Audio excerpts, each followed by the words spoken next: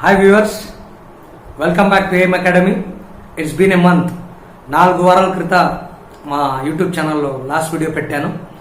తర్వాత it was lot of things I was scheduled in to.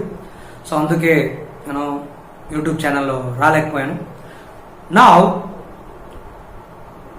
ఈరోజు ఒక very special video అందరి కోసం చేయాలని చాలా కాన్ఫిడెంట్గా, చాలా ఆలోచనలు నాతో ఉండి ఈ యూట్యూబ్ ఛానల్లో మోస్ట్ ఇంపార్టెంట్ థింగ్స్ ఆఫ్ లైఫ్ని స్టూడెంట్స్ ద్వారా, వాళ్ళకి చాలా ప్రాజెక్ట్స్ ద్వారా నేర్పిస్తూ I just want to contribute something to the society. And అలాగే students are my main focus.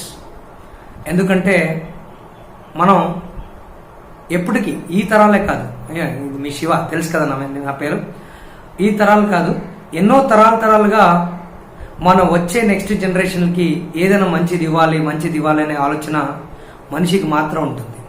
వేరే జంతువుకు ఉండదు. భూమి మీద చాలా జంతువులు ఉంటాయి. వాళ్ళు ఏం నేర్పిస్తాయంటే ఎలా తినటం, ఎలా ఉండటం, ఎలా వేటాడటం, అవి నేర్పించి వదిలేస్తాయి కొంత తర్వాత. కానీ తరతరాలుగా మీన్స్ మనం నెక్స్ట్ జనరేషన్స్కి ఏదైనా ఇవ్వాలి అన్న కోరికతో మన ఎడ్యుకేషన్ సిస్టమ్ కానీ, మన అలవాట్లు కానీ, మన కల్చర్ను కానీ రాసుకొని శాసనం ద్వారంగా, వీడియో బుక్స్ ద్వారంగా చాలా ఇన్ఫర్మేషన్ మనం నెక్స్ట్ తరాలకి రావాలని స్టోర్ చేసి పెడతాం. ఇప్పుడు మనకి లక్ ఏంటంటే ఇంకా చాలా ఫాస్ట్గా ఉన్న ఈ టెక్నాలజీ ద్వారా ఇంకా చాలా విషయాలు మనం చెప్పవచ్చు. ఈరోజు లాస్ట్ 90 రోజులు 100 రోజులు అనుకుంటాను. ఇప్పుడు లాస్ట్ ఒక 1 decade 20 years, లాస్ట్ 20 years జీవితం. ఓకే, నా జనరేషన్ ఏం తీసుకుందాం. ఓకే, మన జనరేషన్ వాళ్ళు ఎప్పుడు చూడని ఒక పెద్ద భయంకరమైన సిచ్యువేషన్ మనం చూసాం. ఎప్పుడు అనుకోలేదు ఇలాంటి ఒక సిచ్యువేషన్ వచ్చిద్దేమో అని. అదేంటని మనందరికీ తెలుసు. It's about COVID-19. Okay, COVID-19 వచ్చాక కరోనా అనే virus bigger than the world war లా ఉంది. చాలా సైలెంట్గా ఉంది, కానీ it is showing the most deadliest situation. Entire world ఎకానమీని ఇలా షేక్ చేసి పెట్టిందనమాట. ఇంకా దాని ఎఫెక్ట్స్ మనకి అంత ఎక్స్పీరియన్స్ అవుతుంది. Next 6 months or 1 year it's going to be very terrible. ఏమవుతుందో ఎవరికి తెలియదు. We have the biggest problems but no solutions. ఇక్కడ నేను మెయిన్ ఒక విషయం చూసింది ఏంటంటే, ఇంత వచ్చాక, కరోనా వైరస్ వచ్చాక దానికి మెడిసిన్ కానీ, వ్యాక్సినేషన్ కానీ అవన్నీ వస్తాయి. We are optimistic. అండ్ మనిషి ద్వారా అవ్వని విషయాలు ఏం లేదు. కానీ మనం అర్థం చేసుకుంది ఏంటంటే, గత 90 days అనుకుందాం, 90 days or more than 90 days, I'm not very much sure because I'm not too much into all these negative things. మనం చూసింది ఏంటంటే, ఇలాంటి ఒక పెద్ద ప్రాబ్లం నుంచి బయటపడాల్సి ఉంటే ఒకటే మార్గం ఉంది. ఏంటది? చాలా పెద్దది. చాలా ట్రై చేశారన్నమాట. గవర్నమెంట్స్, ఎడ్యుకేషనిస్ట్స్ అందరూ ట్రై చేసి ఈ ఒక భయంకరమైన సిచ్యుయేషన్ని ఎదుర్కోవడానికి ఉన్న ఒకే ఒక మార్గం అంటే డిసిప్లిన్. ఆ డిసిప్లిన్ కోసమే లాక్డౌన్ చేశారు. సోషల్ డిస్టెన్సింగ్ అని మాట్లాడతాం మనం. ఎంత కష్టపడ్డారంటే ఎంటైర్ కంట్రీ, పోలీసు ఉండొచ్చు, వాలంటీర్స్ ఉండొచ్చు, జనాలు ఉండొచ్చు, ఎంత ఇబ్బంది పెట్టారంటే ఎవ్రీథింగ్. అందరికీ మనిషి అంటే ఏదో సాధించాలి, అది కావాలి ఇది కావాలి అని పరిగెత్తే వాళ్ళకి ఇప్పుడు ఒక సిచ్యువేషన్ వచ్చి నిలబడ్డాము. ఎలాంటి సిచ్యువేషన్ అంటే, అసలు మనకేమొద్దు, హెల్దీగా ఉంటే చాలు, ప్రాణాలతో బ్రతుకుంటే చాలు అనే ఒక సిచ్యువేషన్ మన నేచర్ మన ముంద పెట్టిందనమాట. దాని గురించి సోషల్ మీడియాలో, న్యూస్లో విని అందరూ విసిగేసి మనిషి అలవాట్లాగా ఎన్నో ప్రాబ్లమ్స్ తరతరాలుగా వస్తున్నా కూడా ఆ టైంలో భయపడతారు, ఆ టైంలో దాని గురించి చాలా ఆలోచిస్తారు. కానీ మనిషి జీవితం మాత్రం జరుగుతూనే ఉంటుంది. అందుకే మనిషి జీవితం చాలా గొప్ప జీవితం అని చెప్పేది.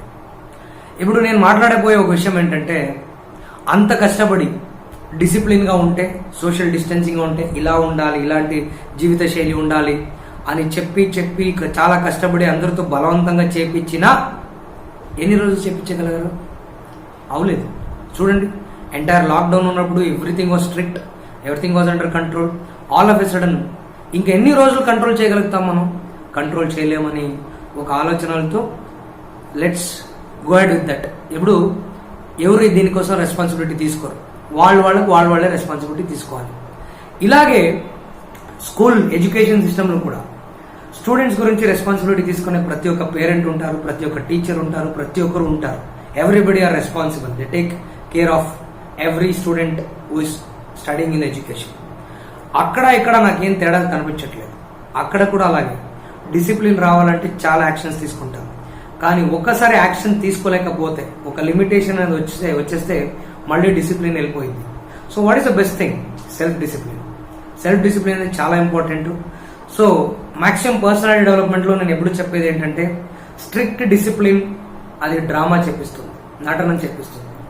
అదే సెల్ఫ్ డిసిప్లిన్ విత్ ఫ్రీడమ్ అది కరెక్ట్ అయిన రిజల్ట్స్ ఇస్తుంది అని చెప్పి ఒక 2-3 దాదాపు 70 వీడియోస్ చేసి పెట్టాను అన్నమాట లాక్డౌన్ ఉన్నప్పుడు.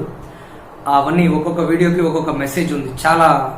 చాలా అర్థం చేసుకోవడానికి చాలా టైం పడుతుంది. అయినా it is a big thing to learn. So today's topic which I'm going to talk is about how to fight this deadly disease. We can't fight అనుకుంటున్నాం మనం చాలా మంది.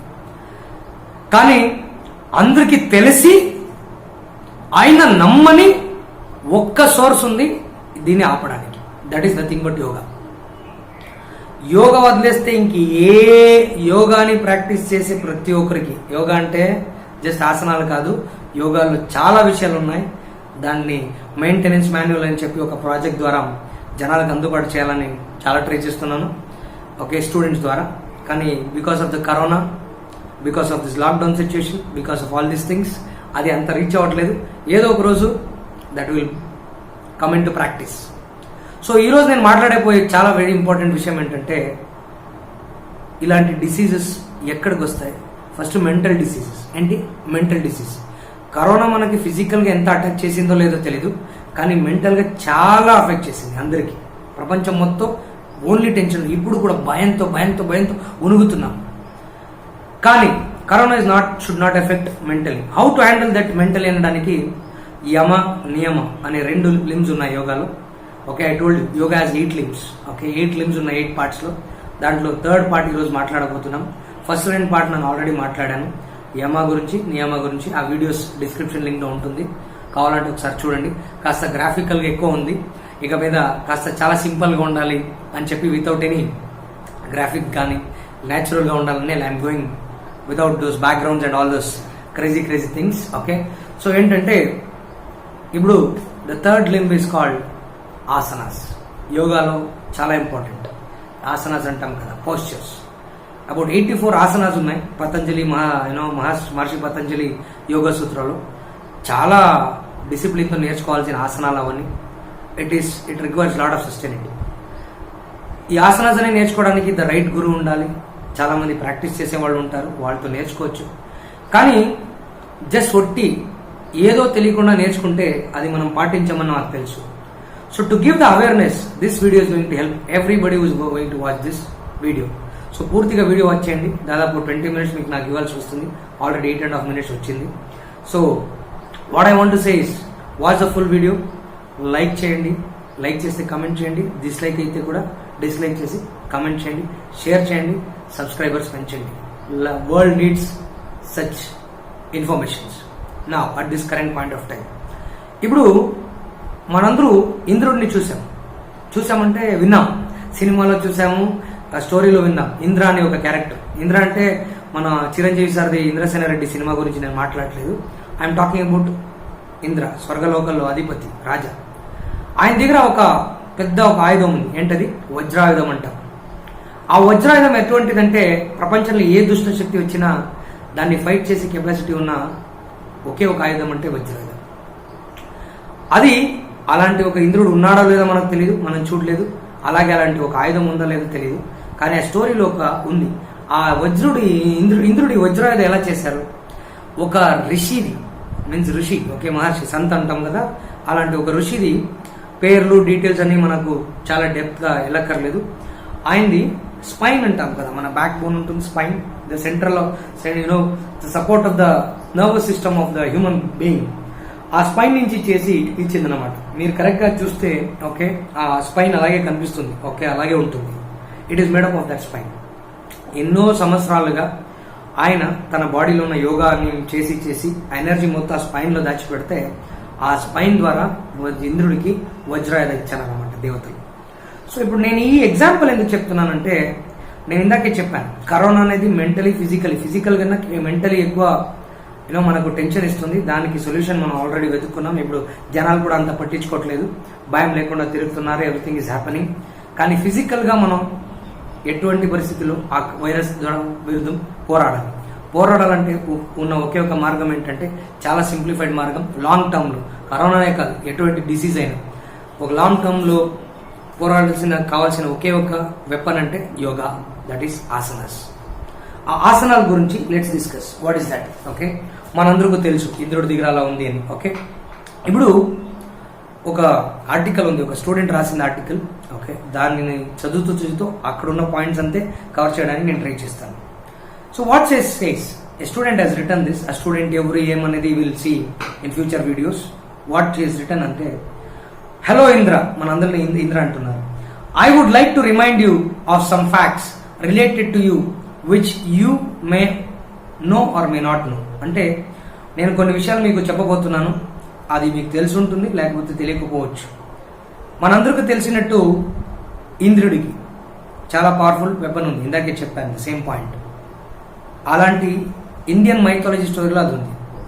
అలాగే in the era of deadly diseases and viruses which many of us are seeing around, I would like to remind you about one medicine which is a cure and prevention for all the disease till death. That medicine is none other than immunity in the form of milk blessed by our goddess mother when we are born.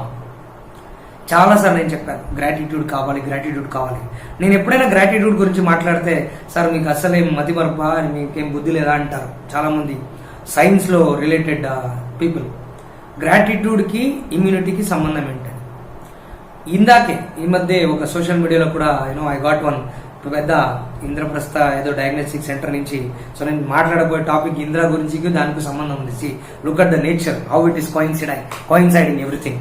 ఆ diagnostic centre ఏమందంటే, love and gratitude is a very important thing అంటుంది.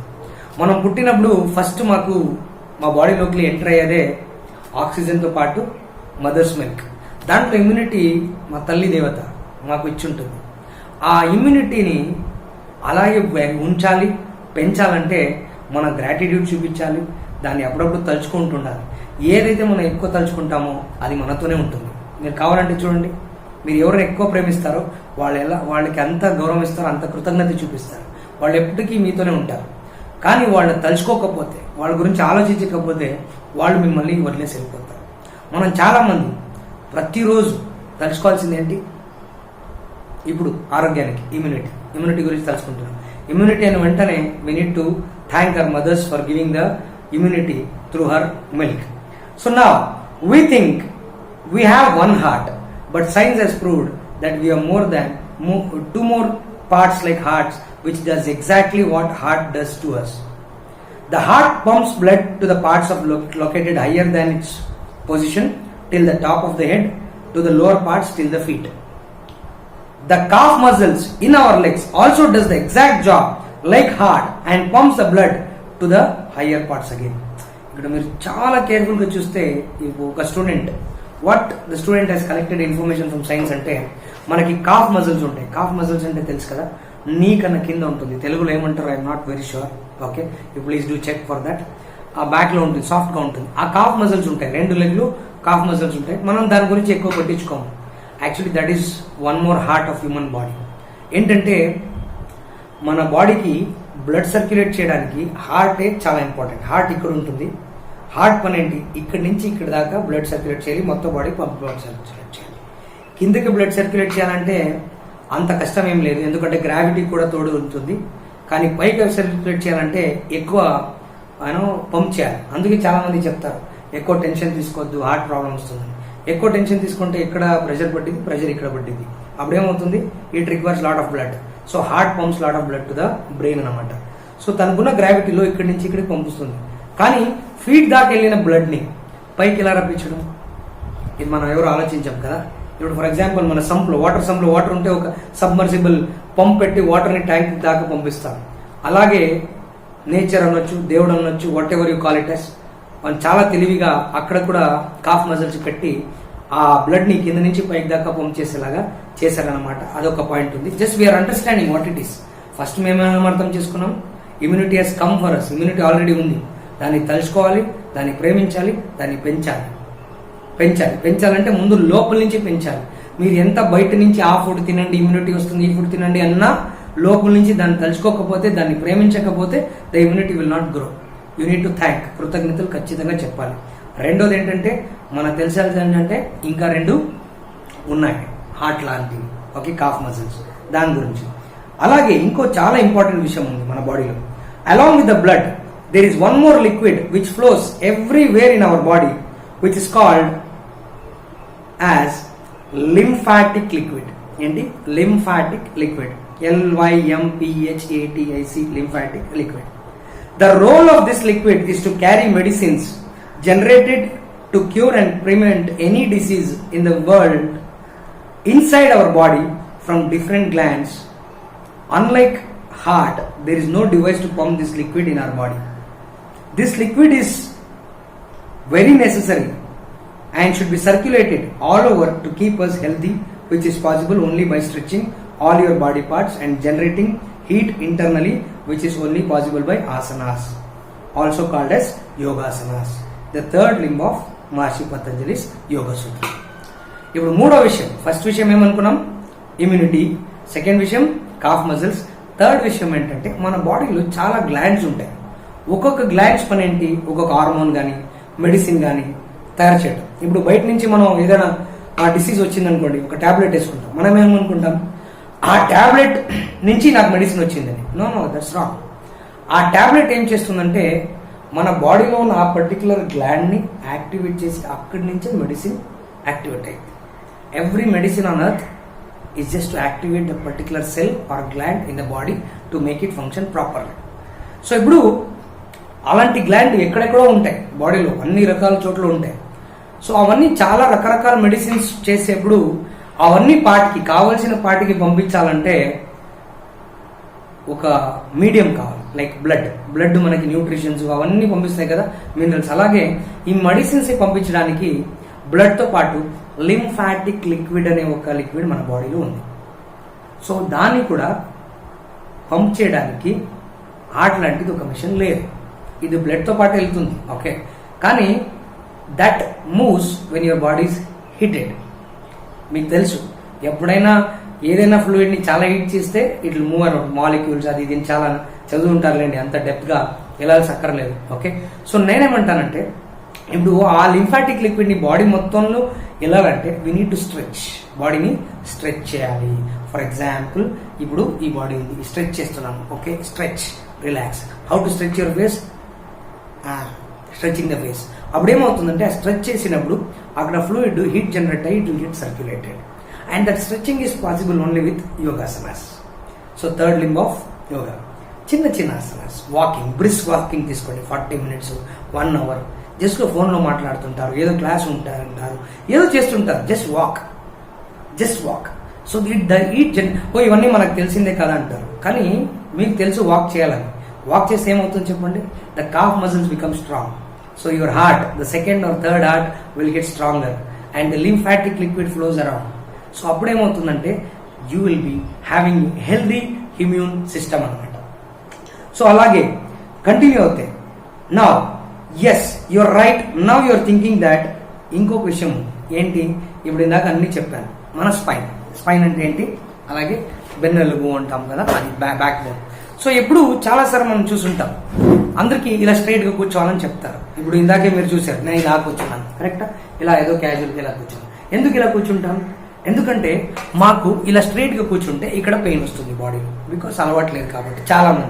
చాలా ఎక్కువసేపు కూర్చునే వాళ్ళకి చెప్తున్నాను. So ఏమవుతుంది, ఎందుకు ఆ పెయిన్ వస్తుంది?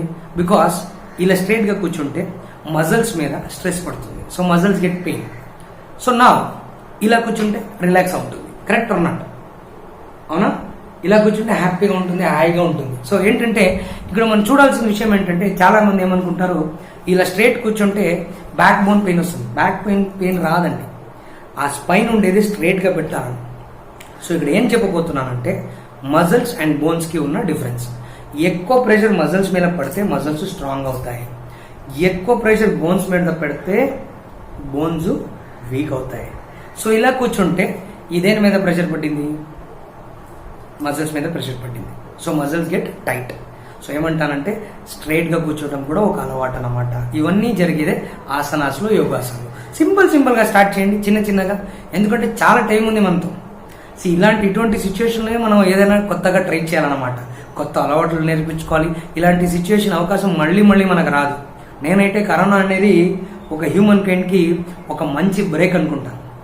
అవును, కష్టంగా ఉంది. ఏడేంటి ఎటకారం చేస్తున్నాడు, ప్రపంచం అంతా అల్లాడిపోతుంటే చాలా మంది ఇంట్లో కూర్చొని టిక్టాక్లు కానీ అవి ఇవి చూసి భయపడుతూ రకరకాలుగా మాట్లాడడానికన్నా మన జీవితంలో ఏదైనా కొత్త అలవాట్లు తీసుకోవడానికి is the right moment. We can understand, analyse. ఎందుకంటే చాలా ఖాళీగా కూర్చున్నాం కాబట్టి. Okay, now let me come back to the spine.